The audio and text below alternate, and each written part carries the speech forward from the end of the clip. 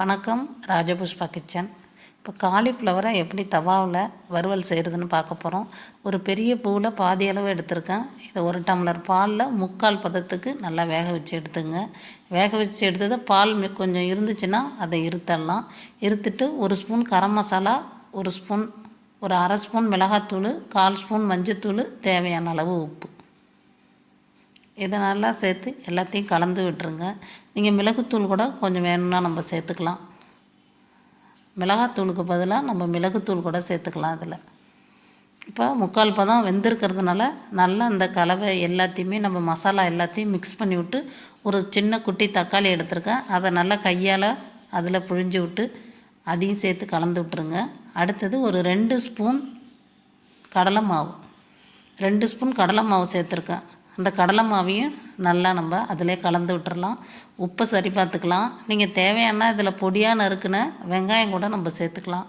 நான் சேர்க்கலை. வெங்காயம் சேர்த்தா இன்னும் கூட நமக்கு டேஸ்ட்டு அதிகமாக இருக்கும். இந்த கலவையை ஒரு 5 நிமிஷம் வச்சுட்டு தோசைக்கல்லில் அப்படியே மாற்றிடுங்க. நான் 1 ஸ்பூன் எண்ணெய் ஊற்றி நான்ஸ்டிக் தோசைக்கல்லில் இந்த கலவையை சேர்த்துருக்கேன். இது ட்ரை ஆகிற வரைக்கும் நம்ம தோசை திருப்பியால் நல்லா கிளறி விட்டுக்கிட்டே இருக்க வேண்டியது தான். இப்போ கொஞ்சம் தீயை குறைச்சி வச்சிடலாம். இது எண்ணெயில் பொரித்து எடுக்கிற டேஸ்ட்டுக்கு நம்ம வரும். கடலை மாவு நீங்கள் வேணுன்னா கொஞ்சம் மொறுமொறுன்னு இருக்குன்னா கொஞ்சம் ஒரு 1/4 ஸ்பூன் அரிசி மாவு கூட நம்ம இதில் சேர்த்துக்கலாம்.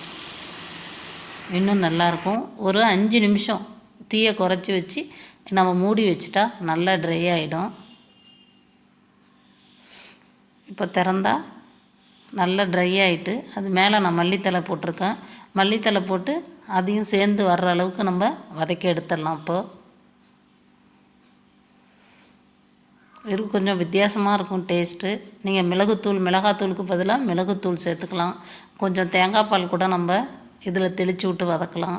அதுவும் இன்னும் சுவை கூடுதலாக இருக்கும். இதை நம்ம சப்பாத்திக்குள்ளே தோசைக்குள்ளே கூட ரோல் பண்ணி சாப்பிட்லாம். ரொம்ப நல்லாயிருக்கும். சாதத்துக்கும், சாம்பார் சாதம், ரசம் சாதம் அதுக்குமே இது நல்லாயிருக்கும். இப்போ இறக்குறப்போ ஒரு லெமனை கொஞ்சமாக புழிஞ்சு விட்டு இறக்கலாம். இந்த டேஸ்ட்டு வேணாங்கிறவங்க வேணாம், மிளகுத்தூளை தூவி கூட நம்ம இறக்கிக்கலாம். நன்றி, மகிழ்ச்சி.